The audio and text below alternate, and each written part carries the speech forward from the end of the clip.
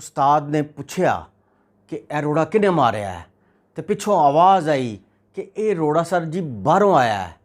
ਕਹਿੰਦੇ ਨੇ ਇਹ ਮਹਿਫਲ ਦੇ ਵਿੱਚ ਬੈਠੀ ਕੁੱਲ ਖੁਦਾਈ ਏ, ਇਹਦੇ ਵਿੱਚ ਬੈਠਾ ਕੋਈ ਮੋਚੀ ਏ ਕੋਈ ਨਾਈ ਏ। ਇਹ ਰੋੜਾ ਬਾਹਰੋਂ ਨਹੀਂ ਆਇਆ, ਕਿਸੇ ਨੇ ਵਿੱਚੋਂ ਹੀ। ਹਾਂ, ਉੱਥੇ ਉਸਤਾਦ ਹੋਰਾਂ ਨੇ ਜਿਹੜਾ ਆਪਣਾ ਕਲਾਮ ਸੁਣਾਇਆ ਕੁਛ ਇਸ ਤਰ੍ਹਾਂ ਸੀ। ਫਰਮਾਉਂਦੇ ਨੇ ਤੁਰ ਤੁਰ ਕੇ ਅਸਾਂ ਤੁਰੇ ਹੋ ਗਏ, ਅਸਾਂ ਵਾਂਗ ਕਸਾਈਆਂ ਦੇ ਛੁਰੇ ਹੋ ਗਏ, ਅਜੇ ਭੂਤਨੀ ਦੇ ਚੰਗੇ ਤੇ ਅਸੀਂ ਬੁਰੇ ਹੋ ਗਏ। कब्ज़ की शिकायत अगर तुझको होवे तो खा मूलियाँ और मटर मामदीना। इत्थे यार ने सारे भूतनी दे, अदाकार ने सारे भूतनी दे, कोई कम कह दो एवें नसदे ने, बेकार ने सारे भूतनी दे। ए बाग़बां की बेटी तू कब से हुई है बागी, दो सेब मांगे थे तुमसे न कच्चे दिए और ना ही दागी। न मेरी आँख न कल्बो जिगर में रहता है, वो दर्द बन के मेरे आधे सर में रहता है। ख़वातीनो हज़रात, अमाम दीन गुजराती होरां दी वीडियो डॉक्यूमेंट्री पार्ट 1 ते पार्ट 2 दी ज़बरदस्त पज़ीर आई ते ज़बरदस्त कामयाबी तो बाद अज असीं तुहाडे लई लै के आए हां अमाम दीन गुजराती पार्ट 3।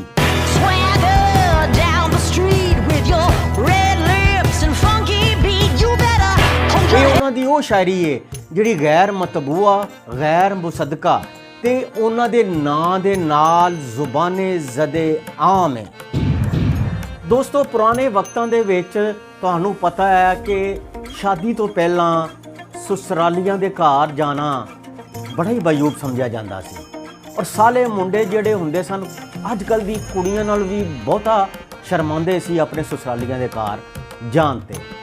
ਲੇਕਿਨ ਇਮਾਮ ਦੀਨ ਗੁਜਰਾਤੀ ਹੋਰਾਂ ਇਹਨਾਂ ਰਿਸਟ੍ਰਿਕਸ਼ਨਸ ਨੂੰ ਕਦੇ ਵੀ ਪਸੰਦ ਨਹੀਂ ਕੀਤਾ।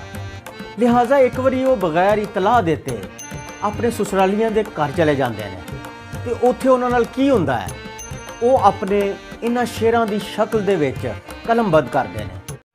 ਤਾਰੀਖ ਤੋਂ ਪਹਿਲਾਂ ਸਹੁਰਿਆਂ ਘਰ ਗਿਆ ਬੇਕਸ ਨਹੀਂ, ਤਾਰੀਖ ਤੋਂ ਪਹਿਲਾਂ ਸਹੁਰਿਆਂ ਘਰ ਗਿਆ ਬੇਕਸ ਇੰਜ ਪਰ ਨਹੀਂ ਹੈ ਤੇ ਛਿੱਤਰਾਂ ਨੇ ਇਸ ਦਾ ਕਬਾਲ ਕੀਤਾ।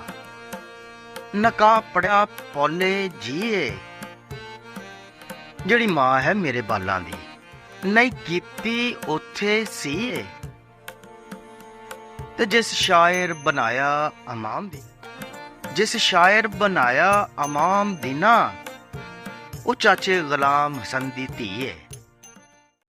ਤੇ ਇਹ ਵਾਕਿਆ ਉਹਨਾਂ ਦੇ ਬਾਰੇ ਦੇ ਵਿੱਚ ਬੜਾ ਹੀ ਮਸ਼ਹੂਰ ਹੈ ਕਿ ਇੱਕ ਮੁਸ਼ਾਇਰੇ 'ਤੇ ਉਹਨਾਂ ਨੂੰ ਨਹੀਂ ਬੁਲਾਇਆ ਗਿਆ ਤੇ ਮੁੰਡੀਰ ਪਾਰਟੀ ਜਿਹੜੀ ਉਹਨਾਂ ਦੀ ਬੜੀ ਹੀ ਮੱਦਾਹ ਸੀ, ਉਹਨਾਂ ਨੇ ਉਹਨਾਂ ਨੂੰ ਮਜਬੂਰ ਕਰਕੇ ਗੰਧੇੜਿਆਂ 'ਤੇ ਚੁੱਕ ਕੇ ਤੇ ਢੋਲ ਦੀ ਥਾਪ ਤੇ ਉਸ ਮੁਸ਼ਾਇਰੇ 'ਤੇ ਬਿਨਾਂ ਬੁਲਾਏ ਲੈ ਗਏ। ਉੱਥੇ ਉਸਤਾਦ ਹੋਰਾਂ ਨੇ ਜਿਹੜਾ ਆਪਣਾ ਕਲਾਮ ਸੁਣਾਇਆ ਕੁਛ ਇਸ ਤਰ੍ਹਾਂ ਸੀ।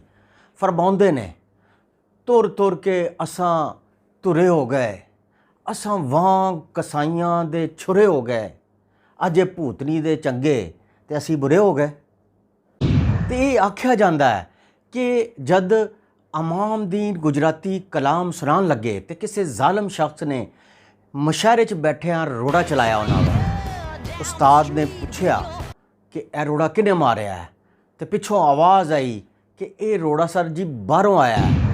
ਤੇ ਉਸਤਾਦ ਅਮਾਮ ਦੀਨ ਗੁਜਰਾਤੀ ਨੇ ਉਸ ਵਕਤ ਆਪਣਾ ਸ਼ੋਰਾ ਅਫਾਕ ਫਿਲਬਦੀ ਕਲਾਮ ਉੱਥੇ ਸੁਣਾਇਆ। ਕਹਿੰਦੇ ਨੇ ਇਹ ਮਹਿਫਲ ਦੇ ਵਿੱਚ ਬੈਠੀ ਕੁੱਲ ਖੁਦਾਈ ਏ, ਇਹਦੇ ਵਿੱਚ ਬੈਠਾ ਕੋਈ ਮੋਚੀ ਏ ਕੋਈ ਨਾਈ ਏ। ਇਹ ਰੋੜਾ ਬਾਹਰੋਂ ਨਹੀਂ ਆਇਆ, ਕਿਸੇ ਨੇ ਵਿੱਚੋਂ ਹੀ ਹਾਂ ਔਕਾਤ ਵਹਾਈ ਹੈ। ਉਸਤਾਦ ਅਮਾਮ ਦੀਨ ਗੁਜਰਾਤੀ ਹੋਰਾਂ ਦੀ ਸਵਾਲੋ ਜਵਾਬ ਦੀ ਸ਼ਾਇਰੀ ਦੇ ਵਿੱਚ ਇੱਕ ਲੜਕਾ ਬਾਗਬਾਨ ਦੀ ਲੜਕੀ ਨੂੰ ਮੁਖਾਤਬ ਹੋ ਕੇ ਕਹਿੰਦਾ ਹੈ, ਐ ਬਾਗਬਾਨ ਕੀ ਬੇਟੀ तू कब से हुई है बागी, दो सेब मांगे थे तुमसे न कच्चे दिए और ना ही दागी। तो इस पर लड़की जवाब देती है, तुम मेहमान हमारे हम मेज़बां तुम्हारे, टहनी हला के देख लो जितने गिरे तुम्हारे।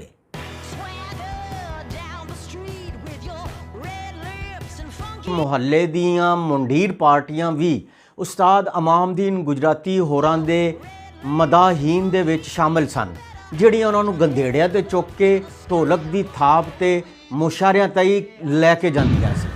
ਉਹਨਾਂ ਮੁੰਡੀਰ ਪਾਰਟੀਆਂ ਤੋਂ ਹੀ ਇੱਕ ਵਾਰੀ ਉਸਤਾਦ ਨਾਰਾਜ਼ ਹੋਏ ਤੇ ਉਹਨਾਂ ਦੇ ਉੱਤੇ ਕੁਝ ਸ਼ੇਰ ਕਹੇ। ਬੱਸ ਖਲੋਤੀ ਵੇਖ ਕੇ ਚੜ ਗਏ, ਵੇਲੇ ਸਾਰੇ ਭੂਤਨੀ ਦੇ, ਤੇ ਕੰਡਕਟਰ ਨੇ ਧੱਕੇ ਮਾਰ ਕੇ ਕਈ ਉਤਾਰੇ ਭੂਤਨੀ ਦੇ, ਤੇ ਕੌਡੀ ਖੇਡਣ ਕਿਸ ਤਰ੍ਹਾਂ ਆਵਨ। ਬਿਮਾਰ ਨੇ ਸਾਰੇ ਭੂਤਨੀ ਦੇ, ਤੇ ਆਖਰ ਭਾਂਡੇ ਦੇ ਵਿੱਚ ਵੜ ਗਏ ਥੱਕੇ ਹਾਰੇ ਭੂਤਨੀ ਦੇ। Swagger down the street.